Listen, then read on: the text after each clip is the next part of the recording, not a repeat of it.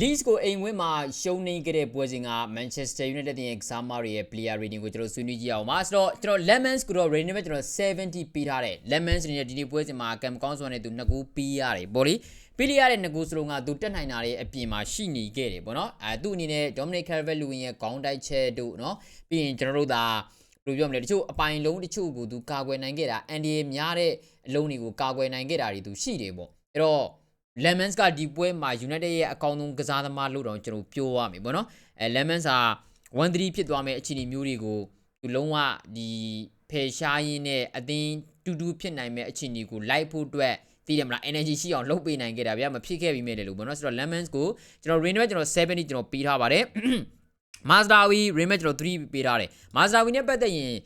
မနက်ပြောရင်တော့ Mazraoui ကပုံမှန်အားဖြင့်ဒီတက်ပူကောင်းတဲ့ကစားသမားပါဒါပေမဲ့ဒီပွဲမှာတော့သူတော်တော်တိုင်ပတ်ခဲ့ရတယ်ကျွန်တော်တို့ရဲ့နောက်တက်မှာ physical ဘိုင်းနေအကုန်အားနေနေကြတာဗျာ Luke Shaw လား Maguire Luke Shaw လား Licha လား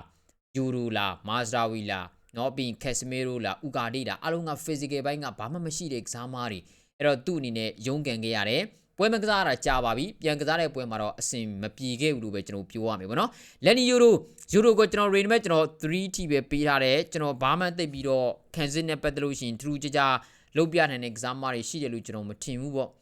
သူ့အနေနဲ့ imposition မှာတိုင်ပတ်တာတွေလည်းဒီနေ့ပွဲမှာထပ်ပြီးတော့တွေ့ရတယ်ကျွန်တော်တို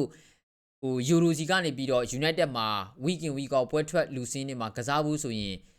်လာမယ့်ရာသီအတွက်ပဲဖြစ်ပါသူ့အနေနဲ့ပေါ့နော်ပို့ပြီးတော့ဒီတက်ပို့တိုးတက်တာတွေမြင်ရမှကျွန်တော်ဖြစ်မယ်ဒါလောက်ဟာလုံးဝလုံလောက်တဲ့ကောင်းမွန်ကြီးကျွန်တော်မရှိပါဘူးလီဆန်ဒရိုမာတီနဲ့ကျွန်တော်2 D ပေးထားတယ်မနိုင်ပြောရင်တော့လီချာကိုအားလုံးလိုပဲပေါ့ဗျာကျွန်တော်လည်းပဲဒီတက်မျှော်လင့်တာပေါ့ဟိုသူသာပွဲထဲမှာရှိခဲ့မယ်ဆိုလို့ရှိရင် no ကျွန်တော်သူ့ကို rating ကျွန်တော်3 D ပေးလိုက်မယ်ဘာကြောင့်လဲဆိုတော့အနီကတ်ပေါ့နော်အနီကတ်ကတော့မှန်ပါတယ်နော်အားလုံးကတော့ 2.5 D ပေးထားကြတယ်ပေါ့နော်အနီကတ်ကတော့မှန်ပါတယ်ဆိုတာကဘယ်လိုအနီကတ်ကြောင့်ပေါ့နော်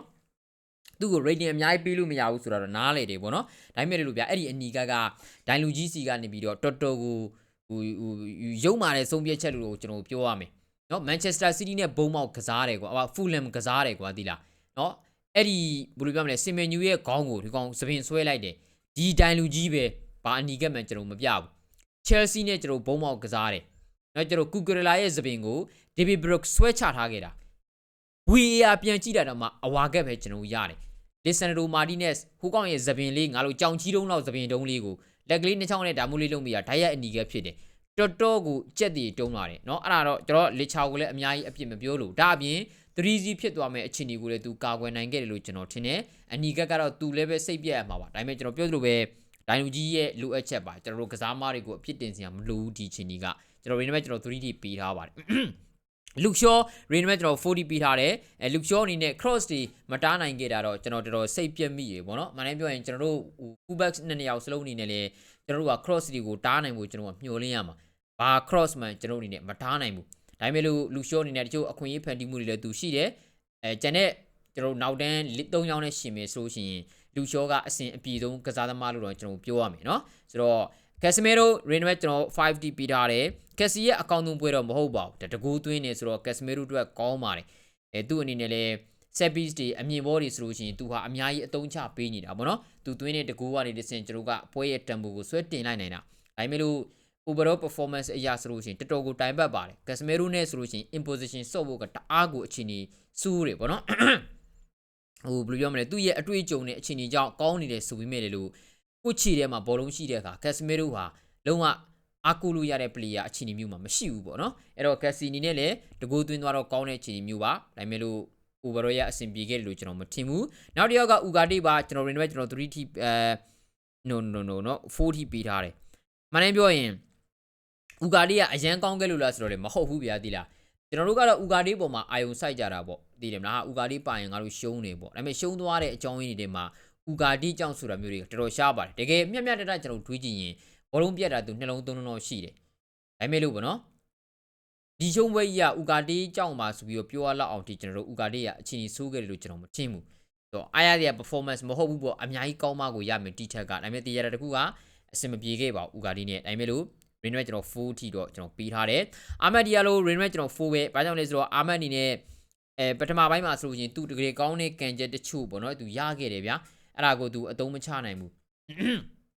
တော်တော်တိုင်ဘက်ပါတယ်အာမက်စီကနေပြီးတော့ဒီတက်ပူကောင်းတဲ့ performance တို့ကျွန်တော်တို့မျှော်လင့်မှရမယ်အာမက်ကိုယ်တိုင်ကလည်းပူပြီးတော့ကောင်းအောင်လုပ်ပြနိုင်မှကျွန်တော်ရမယ်ပေါ့နော်ဆိုတော့ crossing ပဲဖြစ်ဖြစ်ကိုယ်တိုင်ကိုကန်သွင်းတာပဲကျွန်တော်ကြည့်အာမက်ဟာပူကောင်းမှကျွန်တော်အဆင်ပြေမှာပါကျွန်တော် range ကျွန်တော်40ပဲပြီးထားတယ်တာမန်ထက်ပူခဲ့တယ်လို့ကျွန်တော်မထင်ဘူး Fernandez ကျွန်တော် range ကျွန်တော်5ပြီးထားတယ် Fernandez ဘာကြောင့်လဲဆိုတော့ assist တစ်လုံးသူရခဲ့တယ်လို့တချို့ key pass တွေလည်းသူလုံနိုင်ခဲ့တယ်နော်သူရဲ့ cross တွေဆိုလို့ရှိရင်ဟိုဂိုးသမားပုတ်သွားတဲ့အလုံးတွေဖြစ်သွားတဲ့ဒီတိုင်ကျွန်တော်ခေါင်းတိုက်နိုင်ခဲ့တာတွေကျွန်တော်ရှိတယ်နော်သူလုံးဝနောက်ထိ drop လုပ်ပြီးတော့လုံး long ball တွေကိုသူပေးတဲ့နေရာမှာလုံးဝ quality တွေသူပေးသွားတာတွေရှိတယ်ဒါပေမဲ့လည်းအဆင်မပြေခဲ့ပါဘူးเนาะကျွန်တော်တို့အဲ့လောက်ကြီးအားရစရာ performance မျိုးသူစီကနေပြီးတော့လည်းကျွန်တော်မတွေ့ရဘူးပေါ့ဗျာသူကိုယ်တိုင်လည်းပဲပွဲပြီးတဲ့အခါမှာစိတ်ပြက်နေတာကိုကျွန်တော်တို့တွေ့ရတယ်ပေါ့နော်တော်တော်ကိုစိတ်ပြက်စရာပါMathis ကုညာ Rename ကျွန်တော်4ပါပဲကုညာစီကနေပြီးတော့ကျွန်တော်တာမန်ထက်ပူတဲ့ခြေစွမ်းမတွေ့ရပါဘူးကုညာကိုယ်တိုင်ဂူပေါက်ကန်တာတော့မှကျွန်တော်ကတော့တက်လုံးလားပဲရှိခဲ့တယ်နှလုံးလားပဲရှိခဲ့တယ်ကျွန်တော်ထင်ပါတယ်အစင်မပြေဘူးပေါ့နော်ကျွန်တော်တို့တိုက်စစ်ပိုင်းမှာလည်းအဓိကတော့ဗျာပြိုင်ဘက်ကဟို block ကစားသွားတယ်ဆိုတဲ့အခါကျတော့ကိုအသင်းကအဲ့လို block တွေပါတယ်ကစားတဲ့အသင်းတွေဆိုလို့ mid block တွေ low block တွေကစားတဲ့အသင်းတွေဆိုလို့ရှိရင်တော်တော်ကိုလောဝကန်ရခက်တယ်တော်တော်တိုင်ပတ်တယ်ပေါ့နော်စိတ်ပြက်စရာအခြေအနေမျိုးပါအဲ့တော့ကုညာစီကနေပြီးတော့လေကောင်းတဲ့ performance ရှိခဲ့တယ်လို့ကျွန်တော်မထင်တယ်လို့ Sheshko စီကနေပြီးတော့လေတူတူပါပဲ Sheshko အနေနဲ့ဂိုးရခဲ့တဲ့အလုံးပြသူဂိုးသမားနဲ့တယောက်ချင်းတွေ့တာအဲ့ဒီအလုံးကဟိုဘယ်လိုပြောမလဲဂိုးရမှာဘာလို့ကျွန်တော်တို့ကရည်ထဲမိုးထဲဖြစ်နေတဲ့အချိန်မှာဒီလိုခွင့်ရေးတွေကအလဟတ်တက်ကျွန်တော်ဖြစ်လို့မရဘူးပေါ့ဒါပေမဲ့လို့သူမကိုးနိုင်ခဲ့ဘူးကျွန်တော်Renameကျွန်တော်40ပဲပေးထားပါတယ်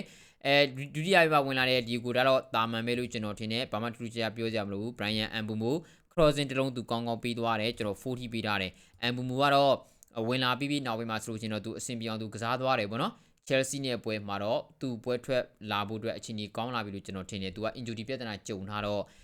နီးပြားကခြံခဲ့လိုက်တဲ့သဘောမျိုးပါ Chelsea နဲ့ပွဲကြရင်တော့ Ambumo ကိုပြန်တွေ့ရလိမ့်မယ်လို့ကျွန်တော်ထင်တယ် Michael Carrick Rename ကျွန်တော်3T ပဲပေးထားတယ် Carrick ရဲ့စွမ်းဆောင်ရည်က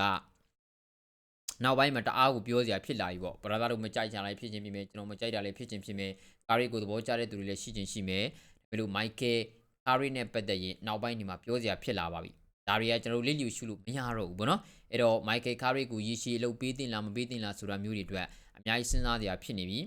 ဒီကြတာတကူကတော့